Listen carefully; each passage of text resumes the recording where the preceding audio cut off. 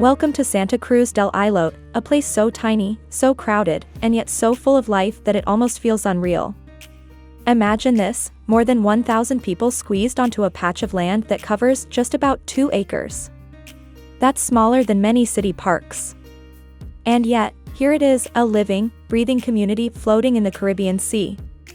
When you step here, you won't find things we usually connect with modern life. No police stations. No cars. No wide roads. Just narrow alleys, small concrete houses, one little health post, and of course, the endless ocean all around. It's strange to think about, isn't it? We grow up seeing maps of continents, giant stretches of land like Africa, Asia, or America. But the truth is, our Earth isn't just about continents. Scattered across the oceans are over 600,000 islands. Some large and famous, others so small you'd barely notice them on a world map. And still, people live on many of these islands, carving out lives in the most unusual ways. One of those islands is so tiny that its entire size is no more than a football field. Yes, really. Try pointing it out on a globe, you'll probably fail unless you zoom in all the way. This dot of land is Santa Cruz del Islote, just off the coast of Colombia. Here, the density is jaw-dropping. The living space for 1,000 people equals just 1% of a single square kilometer. To put that into perspective, the density here is about 100,000 people per square kilometer, making Santa Cruz the most densely populated island on the planet. That's denser than Tokyo, denser than Manhattan, even denser than Mumbai. Yet unlike those places, there are no skyscrapers here, no multi-lane highways, just a flat, crowded piece of concrete surrounded by turquoise waters. Santa Cruz is no ordinary island. It has only 4 streets, that's it. Every corner is built up, every wall touches another wall. Cars? Forget them. Even bicycles struggle to fit in these alleys. Instead, what fills the air are the sounds of waves crashing, roosters crowing, children laughing, and the hum of music spilling out of open doorways. In a world where we are constantly told that our space equals happiness, here is a community that lives their entire lives within the boundaries of a soccer field. And somehow, they have built a rhythm of life that works for them. Everyone knows everyone. Every face is familiar. Sharing isn't just a moral value here, it's a survival rule. But how did this unusual island come to be? Back in the late 19th century, this spot was nothing more than a temporary refuge. Fishermen in the region would come here during storms, pulling their boats onto the rocks to rest until the sea calmed down. Over time, a few realized something: this place could be more than just a shelter. It was close to rich fishing grounds, which meant fresh catches every day. Slowly, they brought their families, built huts, and stayed. One family became 2. 2 became 10. And before long, the island grew into the packed community we see today. Now Santa Cruz is known worldwide as a marvel of human settlement. But despite its fame, it lives under constant threat. The sea could one day reclaim it completely. Rising waters, stronger storms, and fragile infrastructure all hang like a shadow over daily life.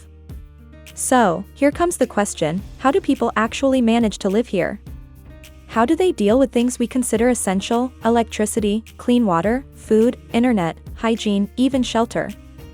The first stop, Cartagena, the nearest mainland city. From here, you need to catch the right boat tour. Miss the departure?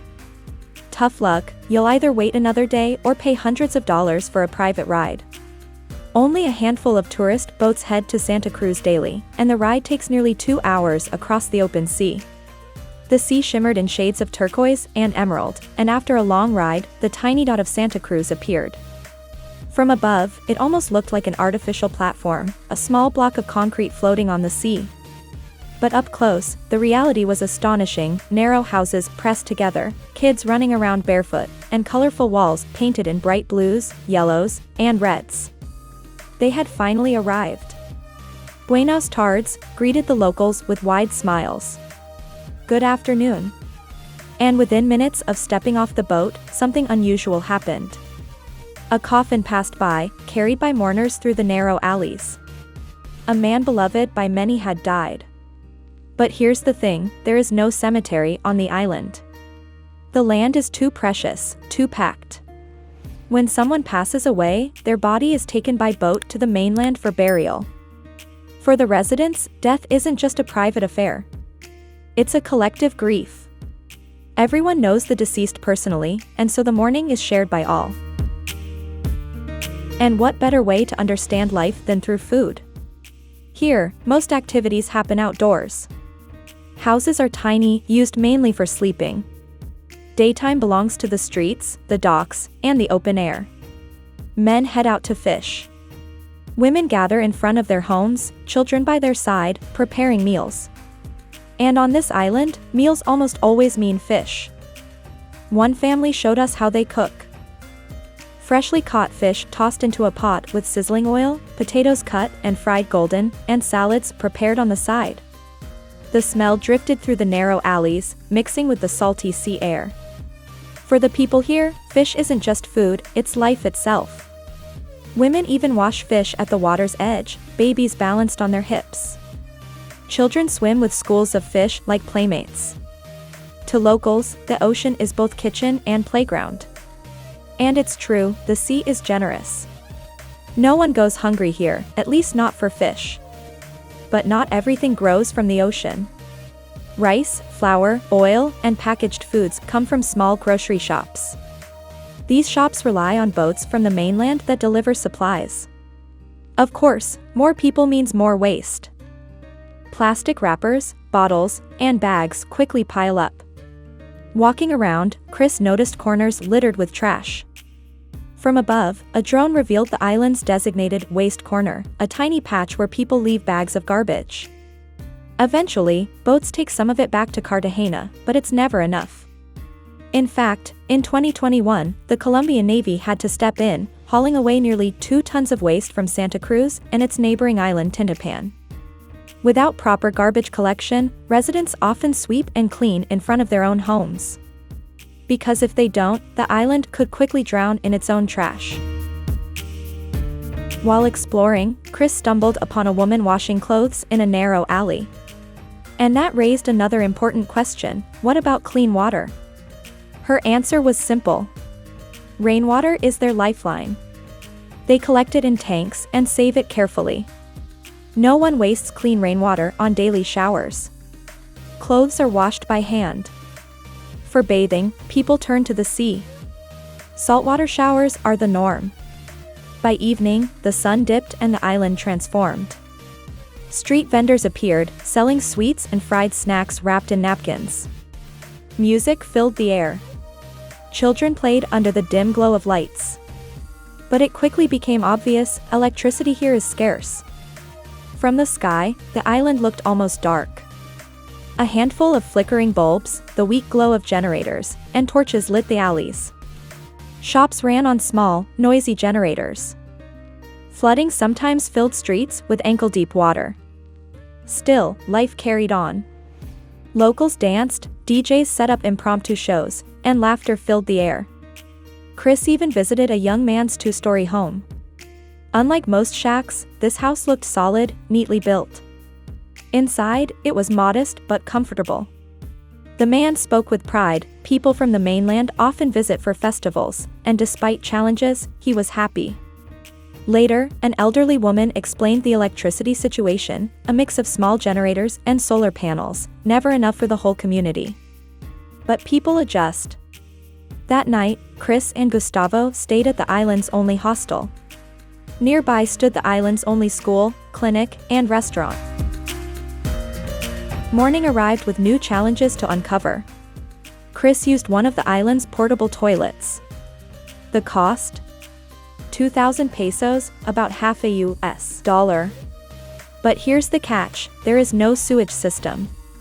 Toilets are makeshift pits, open to the air. Waste often flows directly into the sea. Think about it, the same sea where kids swim, where fish are caught, is also where human waste ends up. The health risks are obvious, yet people adapt because there's no other choice. As families grow, houses expand illegally upward. A single-story home might sprout another floor when children marry. With no government authority enforcing rules, people build however they can. The result is an island that looks like a patchwork quilt of attached walls, staircases, and rooftops. Despite the cramped conditions, there's life everywhere. Children play in the alleys. In one square marked by a cross, locals gather for events and community talks. Babies continue to be born. Chris met the 77-year-old midwife who has delivered nearly every child on the island. She showed him her small home, where she's lived for decades. Her calm presence reminded him how community bonds shape survival. Longevity seems common here. Fresh air, simple diets heavy on fish, and a tight-knit community may explain it.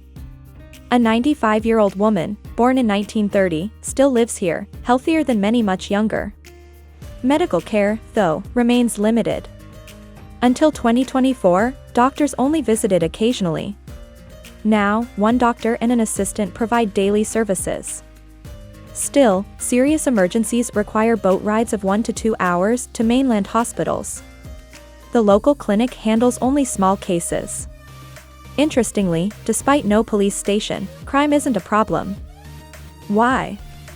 Because everyone knows everyone. The community polices itself. Outsiders may see danger in the darkness, but locals find safety in their bonds. And then there's the internet. Surprisingly, it's reliable here.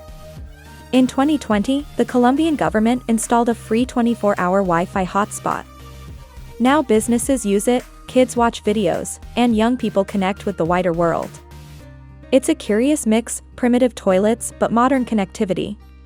Chris and Gustavo interviewed young islanders in their 20s. Their energy was infectious. Fishing and tourism keep them going, and though life is simple, they spoke with joy. This is Santa Cruz del Islote, a place where modern luxuries are scarce, where privacy barely exists, where space is almost non-existent. And yet, it thrives. But the future? Uncertain. Flooding eats away at concrete. Rising seas threaten to drown the island in decades to come. Homes corrode, walls crumble.